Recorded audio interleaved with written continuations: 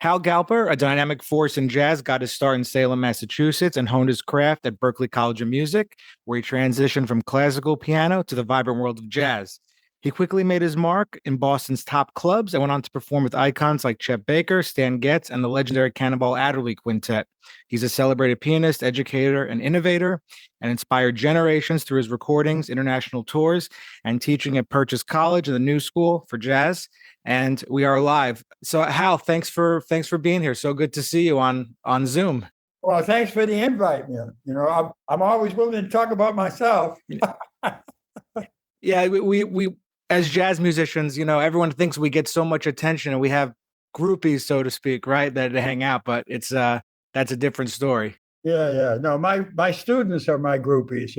They keep in touch. How the first thing I wanted to talk to you about, I guess, was you've been in this industry for such a long time. As far as, let's call it, the jazz world, you've seen it evolve over decades and decades. What hasn't changed, would you say, and what's changed the most, you think? Wow, what hasn't changed? Everything changes, but there still is a core of the tradition that exists, but everything changes. Hopefully the continuum in the core of the tradition maintains. And about what do I think has changed? I think the more people are paying attention to the beat and understanding it more. I think one of the biggest problems with understanding the bebop beat is there was very little information about it available. And the one who had all that information was Dizzy and Mike Longo. And academia had no idea about that. Basically, we lost the beat because it wasn't really examined enough so that people, this on a close enough level, on a granular level to understand it. Now, since everybody's gone to the popularity of funk and blues and gospel, there's a lot of studying of the beat going on that never existed before, which I think is marvelous, finally, and perhaps, and it's even as far as I'm concerned, kind of clarified my own questions on what the real basis of the swing beat was. So I think I think eventually that's going to help everybody play better. Once you learn more about the beat. The only problem is that a lot of people ask me about the big beat as they see me talk about it, and it's so hard to explain. But I've come to realize, and it's just part of this article I'm doing on the oral transition, that everything, all the abilities that you are working on are all internal to you. They're all specialized neurons waiting to be stimulated by external circumstances. And in other interviews, I've heard you talk about, the frontal cortex, talking about jazz from a neurological perspective. Right. And that's something I would say, more than 90% of the musicians playing this music don't even consider thinking about that. Well, the only thing available has been a sort of anthropological point. I remember coming to New York and I was just starting to learn the pentatonics. And recorded my first pentatonic tune with Chet. And the word got around that I knew something about it. I was still trying to figure it out. And I was playing sitting in at Slugs at the time, and they didn't have a grand. They had an upright piano where the middle section was broken, it didn't work. So piano players had a choice of playing in the upper register or lower register. And most of them played in the upper register. So I was sitting in, and I'm playing my pentatonics, and I turn around and look, and there's 5 or 6 piano players sitting by my right hand, copying my pentatonic information. That's how hungry everybody was. So I played the lower register and hit it with my body, and they couldn't copy it. Yeah. So that was the state of information at the time. There were no music books. There was just Charlie Colin. on West 53rd. He was the guy. They were hardly, and they were the original illegal fake books. It was really, Train wasn't talking, McCoy wasn't talking. Nobody was saying anything about it, So even Moody came for a lesson in pentatonics. I couldn't believe it. He showed up at my place. And on the vice versa, like, maybe a couple of weeks ago, I was playing with my friend. He was hosting a jam session, and then there was a whole table of other guitar players, that play my instrument, and you just heard them talking shop about these different things that no one talked about. It's almost like did a complete 180 now. Such as, what things were they talking about? Just different, different concepts about improvisation.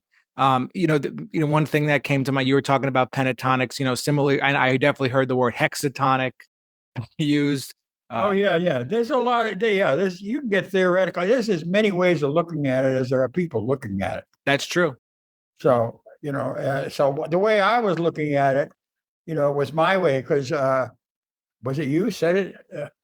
I was studying with Jerry, and they were trying to figure out my roughhouse solo, and Jerry couldn't figure it out. I mean, he was teaching that stuff, and he couldn't figure it out, So everybody's got their own way of approaching it. There's no one way of practicing. I keep trying to stress that. Everybody wants to codify the practicing methodology, but if the idea is to develop your own voice, then your trip is your trip. Can't be codified. I love that. And before we started recording, you were also talking to me a little bit about telling your life story in a book. You've done some interviews before, which, I did my due diligence, and I watched them. But what are you most proud of in your career that no one ever brings up? What comes to mind? I achieved every goal I set. Beautiful. When I retired, I actually felt complete. I thought I was done. Nothing else was driving me.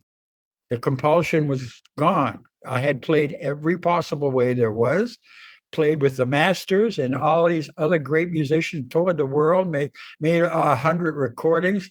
I thought there was nothing left for me, and so I retired. Plus, I was having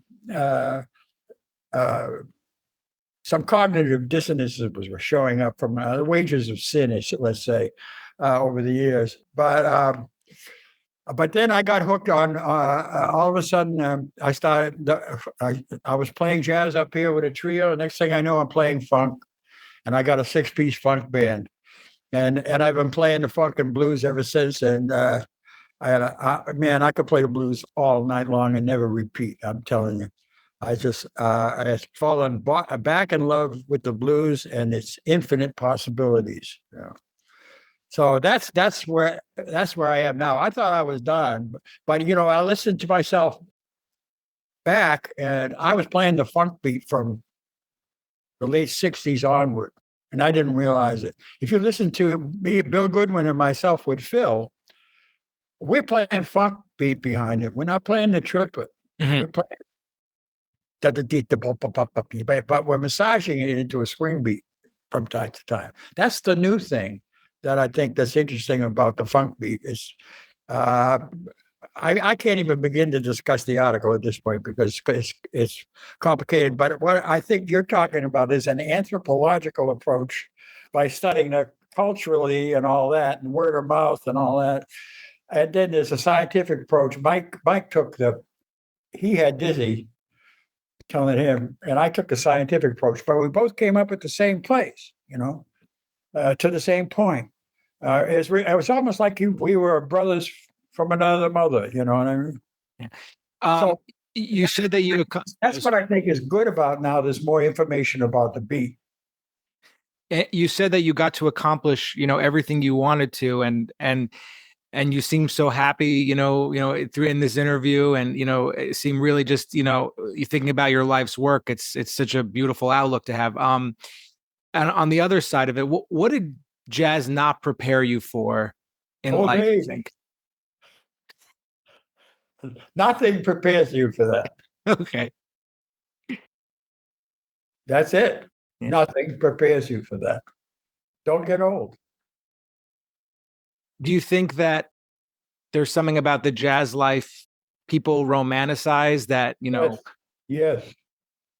what is And that? I'm going to write about it because I think part of that is the reason we got that explosion of jazz education, because it was presented romantically and it was used to seduce. I consider jazz education has committed major fraud by inducing all these young men to study it, thinking that they had a chance to become master jazz musicians. And what ended up is we got millions of musicians who have a jazz hobby.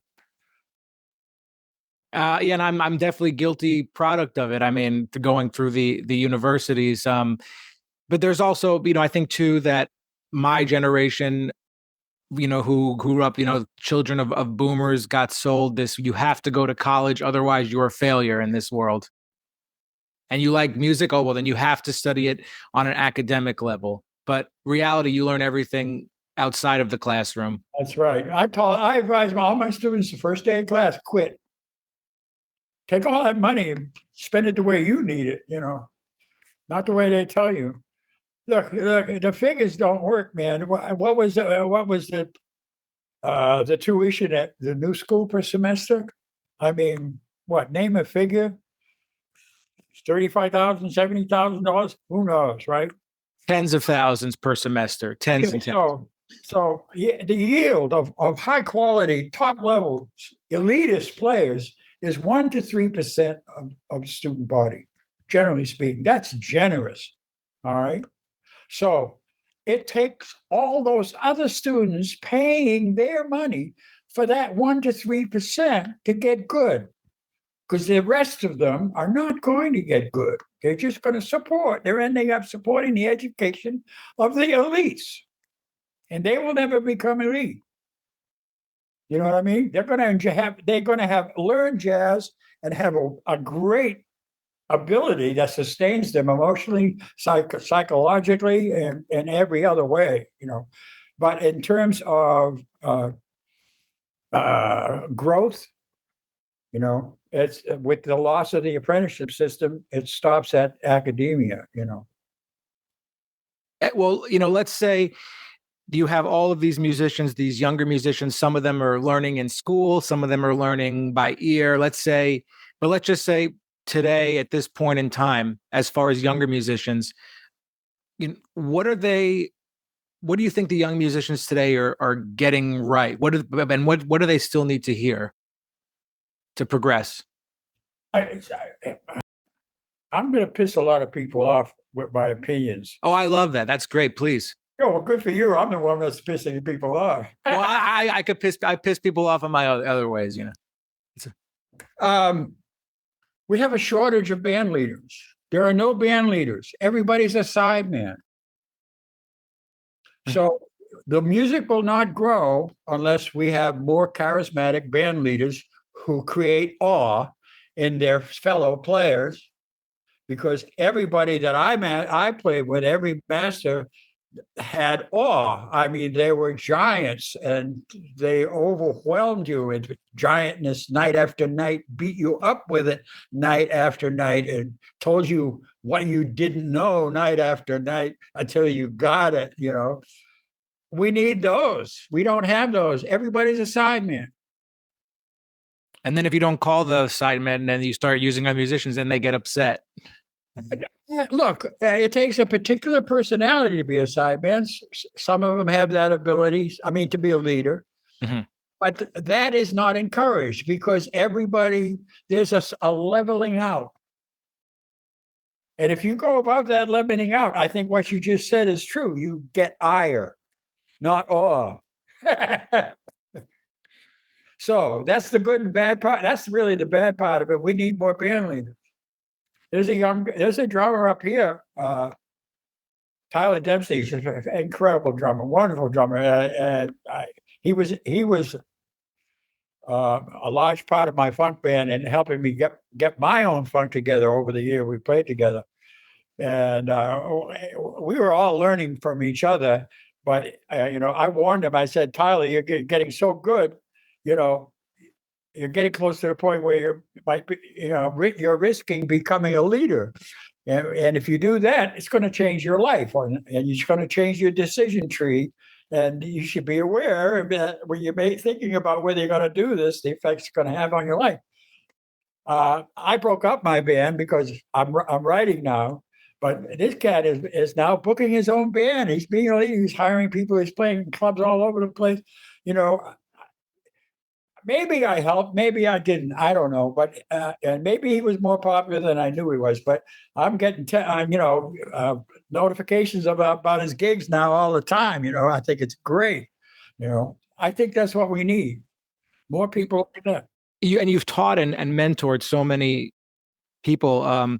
If anyone isn't familiar, there's some great educational content on YouTube you can go watch. I'm sure people who are listening have already watched that.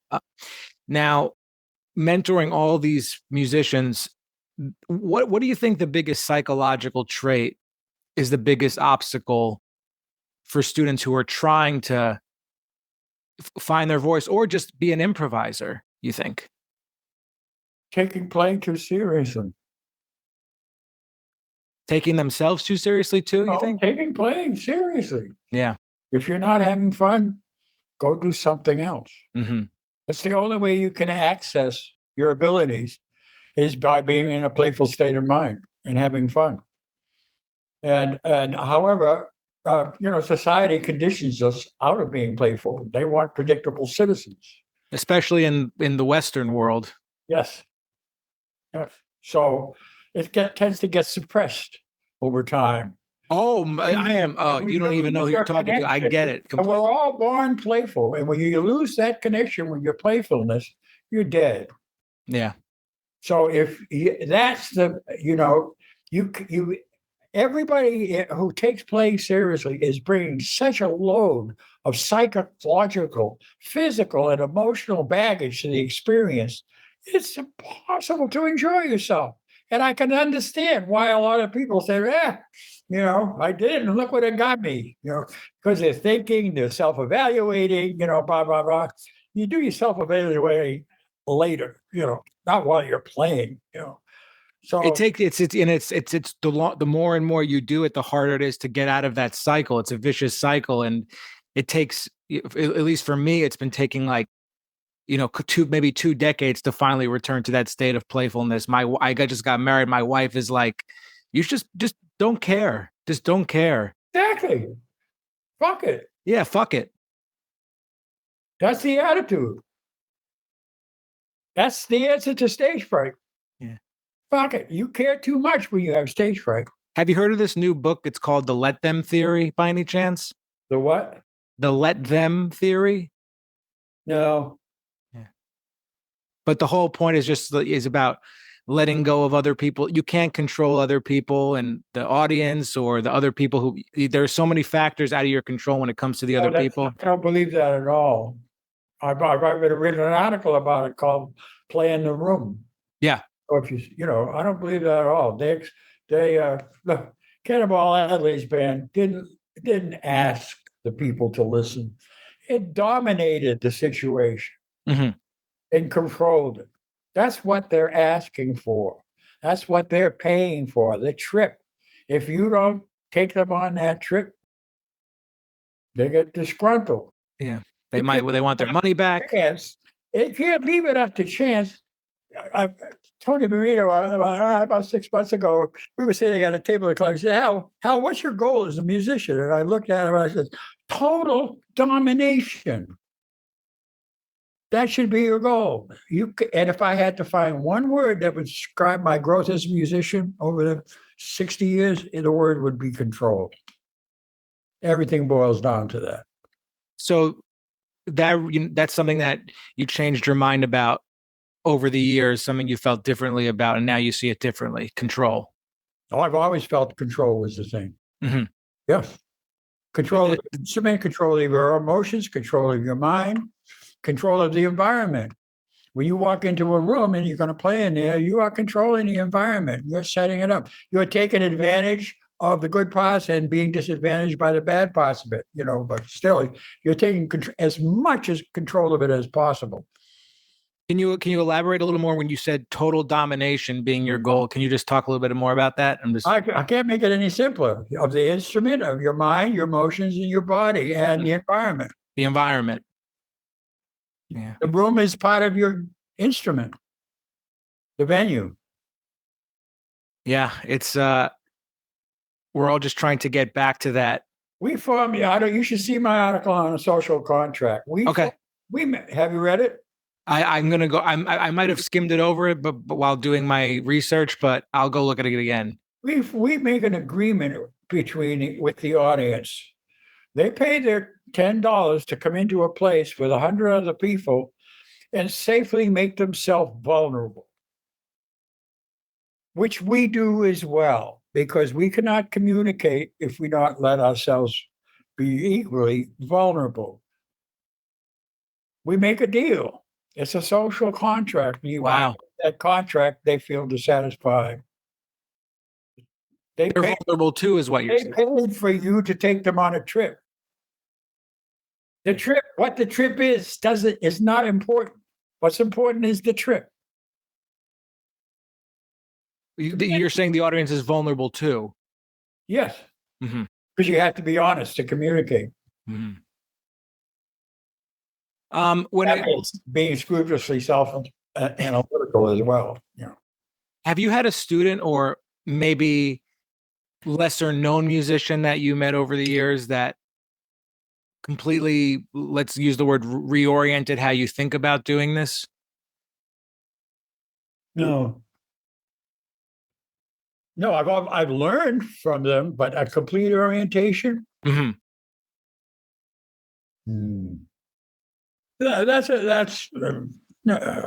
No. I had my young influences, but sure, But other than that, I was heavily influenced by Ahmad and Lenny and Jackie Byard, Errol Garner, for Christ's sake. But no, I haven't. I've had some great students. I had Bobby Avey, who I mentioned, who transcribed my Ruffalo solo, was a student of mine at Purchase. He stopped playing and is now a Steinway technician. He loves tuning pianos. But this kid came up with his own vocabulary and his own way of playing and had a rhythm section that could play along with him. I have his book of tunes and his CD of his tunes. It's totally unique, totally original. And he decided he enjoyed tuning, fixing Steinways more. How about that? I mean, he was honest with himself, though. He, yes, probably studying to be a performer or a composer, and then he realized what he liked more. Oh, he could have done it. I mean, he was totally unique, and it was so authentic and viable, his approach. Something he got from Scriabin, where he was making different kinds of scales, which I never understood. But like I said, it doesn't matter. There's as many people trying to get into it, practicing and learning as there, ways of learning as there are. There is no standard way of learning. I mean, why do self-taught people always have the strongest identities? Because no one showed them the way, that they had to do X, Y, and Z. That's right. And that's why the masters never explained anything. They told you something, but they didn't explain it. Take you 10 years to figure it out. 20 years. Who would you have loved to... The time scheme about having 20 years to learn something, Right. You don't get it until you've done the work before it to get to it. Yeah. And that's the thing too. Everyone is, as an artist, is dealing with their own thing. And, artists can be too hard on each other too. That's another part of it. I was playing for, I did a sub where I was coming up in the early days for Paul Bley. He had a trio gig on Bleecker Street, Billy Higgins on drums. Oh boy. And I think Richard Davis on bass. Anyway, he was playing two sets, and I went to hear in the first set, and he had to leave. And he said, "Hal, I got a split. Can you play the second set for me?" I said, "Yeah, what does it pay?" "Well, it pays $3 for both, so I'll give you $1.50." So I said, "Shit, yeah," to play with that rhythm section. Yeah. And I got to play with, I learned a lot from that set, That one set. That one set. Who would you have liked to collaborate with that when it comes to a couple names that come to mind that you would have loved to work with, just never got to? Oh gosh, everybody. Yeah. Who's first though? Who's number one, you think, comes to mind? I don't know, man. I've been pretty lucky. Yeah. Oh, definitely. Yeah. I don't know, man. They've all been part of the picture, you know. Jesus, I played with Sonny Rollins finally. I mean, he was my idol for line playing. He was my model for line spelling out the changes, you know, so accurate. I got to play with him. Miles, I did get to hang with him once, and that's another story. Probably Miles. Yeah. And I would have loved to, you know, I'll tell you, I do have one regret. Yes. After we did the Now Here This album together with Tony Williams, which, you know, Tony and I came up together in Sam Rivers' band. And I had just left Cannonball and thrown my electric piano in the river. And his organ player, what's his name? I can't think of his name right now, had just recently died. And he wanted me to join it on play his trio on electric piano. And I had just made that commitment never to play another electronic keyboard again. Mm-hmm. And boy, it was a hard decision. I should have fought harder to play acoustic piano, you know, on it, maybe. But I respected him so much, I didn't want to push him, you know. And I was flattered that he asked me. I think I would have loved to have done that one, because we came up playing together with Sam, so we had understandings, and he brought what we were doing in Sam's band to Miles, and that's how the second band. That's the concept the second band was based on, actually. The way we were playing with Tony and Steve Ellington in Sam's band in Boston, you know, we were the first ones to be playing looser on the changes, you know. Before, I want to just bring it back to when you were talking about control and total domination. I think this is, you know, very interesting, because from the outside looking in, this is something that, you know, the confidence about that just seems to come natural. Was there ever a point where there was fear in the beginning that something you had to overcome? Yeah, but I turned it into competitiveness. So what point was I'm that? a very competitive player. You know, that's what I did. I did a judo on it, turned the energy into something positive. You know. When was that? I don't remember the time exactly, but I think it was when I was playing at. So that would have to have been early '80s, maybe. That I came to it. I can't date that. That one's not dateable. That's an emotional feeling. It's pretty hard to pin where one begins and one ends. You know, when you're talking about control, you have to be control in your mind. Do you have to, even though you want to be free and we want to get back to being playful, and they're like, I don't want to use this term, but it just helps me kind of ask the question.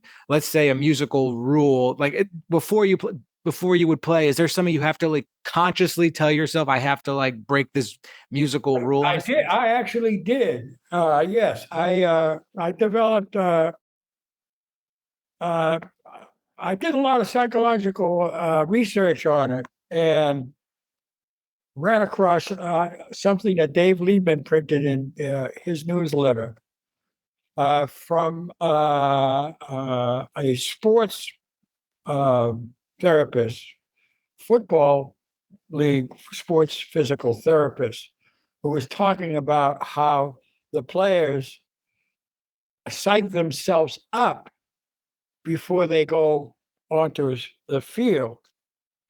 And it occurred to me, again, to do a judo on it.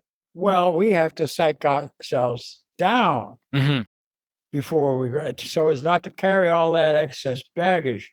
So I developed 3 mantras that I would say I always took a nap before a gig, and then when I was having my coffee, I would go through the mantras. I wouldn't say them on the gig. I just set up. Basically, you're always feeding information to your intuition and letting it do the work for you. So you just have to know when to feed it and how to feed it.